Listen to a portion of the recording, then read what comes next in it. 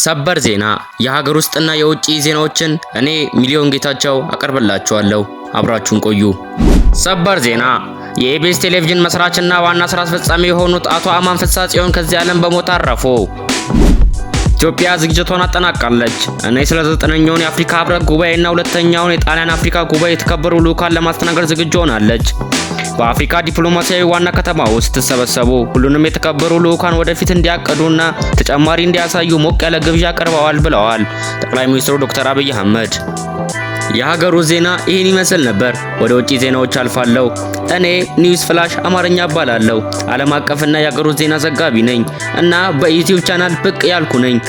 ትኩስ ዜና ወዳድ ከሆንክ ቻናሉን ላይክ ከማድረግ ጀምር። ቪዲዮ ስለሚጠቅም እስከ መጨረሻው ተከታተለኝ። የማይረሳ ነገር ቻናሉን ሰብስክራይብ፣ ላይክ እና ደውላን በመጫን አበረታታኝ። ወደ ዜናዎቹ አልፋለሁ። የእስራኤል ሰፋሪዎች በዴር አልዲክ መንደር 15 ቤተሰቦችን አፈናቅለዋል። ዩክሬን ሁለተኛ ትልቅ ከተማ ካርኪቭ በስተምዕራብ በምትገኝ ከተማ ውስጥ የሩሲያ ድሮን ጥቃት 4 ሰዎችን ገድሏል። ከነዚህም ውስጥ 3 ትናንሽ ልጆችን እና አባታቸውን ጨምሮ የዩክሬን ባለስልጣናትን ገድሏል ተብሏል። አውሎ ንፋስ ጌዛኒ ማዳጋስካርን በመምታት ቢያንስ 9 ሰዎችን ገድሏል። ሩሲያ ዩክሬንን ከወረረች 4 ዓመት በኋላ አሁንም በሩሲያ እጅ ውስጥ ካሉት እጅግ አስፈላጊ የነዳጅ ማጣሪያዎች አንዱ ነው የተባለለትን የነዳጅ ግዙፍ ሮዝኔፌት በርሊን መኪኖቿን እና አየር ማረፊያውን የሚያመነጨውን ማንሻ ይቆጣጠራል ተባለ። ለምን የሚል ጥያቄም አስነስቷል። ፕሬዝዳንት ትራምፕ ቤንጃሚን ኔታንያሁን የካቲት 11 በዋይት ሃውስ ያስተናግዳሉ። የእስራኤል ጠቅላይ ሚኒስትር ከኢራን ጋር የሚያደርጉትን የአሜሪካ ውይይት ለማስፋት ቴህራን ለሚሳኤል ጦር መሳሪያና ከኒውክሌር ፕሮግራሟ ባሻገር የሚሄዱ ሌሎች የደህንነት ስጋቶችን እንዲያካትቱ ጫና እንደሚያሳድሩ ይጠበቃል። የአሜሪካ ምክር ቤት ዲሞክራቶች በካናዳ ላይ ድምጽ ለመስጠት ዝግጁ ሲሆኑ በትራምፕ ታሪፍ ላይ የተጣሉትን ተቃዋሚዎች ውድቅ አድርገዋል። የኢራን ፕሬዝዳንት ማሱድ ፓዜሽኪያን በሀገር አቀፍ ደረጃ በተነሳው ተቃውሞና ተከትሎ በተከሰተው ደም አፍሳሽ እርምጃ ለተጎዱት ይቅርታ ጠይቀዋል። ፓዜሽኪያን ሀገራቸው የኒውክሌር ጦር መሳሪያ እየፈለገች እንዳልሆነና ማንኛውንም አይነት ማረጋገጫ እንደምታቀርብ አጥብቀው ተናግረዋል። በካናዳ ሁለተኛ ደረጃ ትምህርት ቤት ተኩስ ከተከፈተ በኋላ 15 ሰዎች ሞተዋል። በሰሜናዊ ዮርዳኖስ ሸለቆ በእስራኤል ሰፋሪዎች 2 ፍልስጤማውያን በፔፐር ስፕሬ ተጠቁ። ምንጭ አልጀዚራ። እዛው ከእስራኤል ሳንወጣ በደቡብ ጋዛ በእስራኤል ጥቃት የቆሰለ ፍልስጤማዊ ልጅ ለአልጀዚራ ኢንተርቪው አደረገ። ትራምፕ ኢንዱስትሪውን ለማደስ ፔንታጎን የድንጋይ ከሰል እንዲገዛ ሊመሩ ነው ሲሉ ብላምበርግ ኒውስ ተናግረዋል።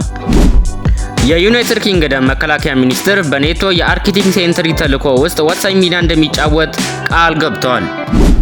የትራምፕ የስለላ ኃላፊ ጋቦርድ የስለላ ግብረ ኃይልን አወደመ። በሩሲያ ውስጥ ለህዝብና ለግል ግንኙነቶች አስፈላጊ መድረክ የሆነው ቴሌግራም ቀደም ሲል የተፈጸሙ ጥሰቶችን ማረም ባለመቻሉ ከባለስልጣን ተጨማሪ ጉዳቶችን ያጋጥመዋል ሲል የመንግስት ኮሚኒኬሽን ተቆጣጣሪ ተናግሯል። ተማሪው በሴኔጋል ዩኒቨርሲቲ ተቃውሞ ምክንያት ሞተ፣ የገንዘብ ድጋፉንም ጨምሯል። ዩናይትድ ኪንግደም በኖርዌይ የሩሲያን የአርክቲክ ስጋት ለመቃወም 2 ወታደሮችን አነሳች። የአሜሪካ አውሮፕላን አምራች ቦይንግ በበጋ አጋማሽ 4ኛውን የ737 ምርት መስመር ለመክፈት አቅዷል። የካናዳው ጠቅላይ ሚኒስትር ማርክ ካርኒ ለጋዜጠኞች በሰጡት መግለጫ ለዩናይትድ ስቴትስ ፕሬዝዳንት ዶናልድ ትራምፕ ደስተኛ የሆኑትን ዲትሮት ራይካ እና ዊንሶር ኦንታሪዮ የሚገኘውን በዚህ ነጥብ $7 ቢሊዮን ድልድይ ላይ ካናዳ እና ዩናይትድ ስቴትስ ሊፈቱት ነው ተብሏል።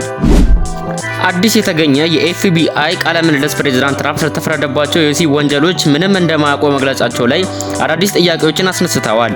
የትራምፕ የንግድ ጽሑፍ ሃዋርድ ሉትኒክ ደግሞ ከትዕይንቱ ጋር ስላላቸው ግንኙነት ከህግ አውጪዎች ብዙ ጥያቄዎችን አቅርበዋል። ጠቅላይ ፍርድ ቤት የጦር አባላት ከፕሬዝዳንት ትራምፕ ማንኛውንም ህገ ወጥ ትዕዛዝ እንዲጥሱ ያሳሰቡትን የዲሞክራቲክ ህግ አውጪዎች ለመክሰስ ፈቃደኛ አልሆነም። ተመልካችና አድማጮቼ ዛሬ የነበረን ዜና ይህን ይመስል ነበር። ቻናሉን ሰብስክራይብ፣ ላይክ እና ደውላን በመጫን ተከታይ ሁኑኝ። የዛሬው ዜና ይህን ይመስል ነበር። እስከ መጨረሻው ተከታተላችሁኝ አመሰግናለሁ። ቸር ዋሉልኝ።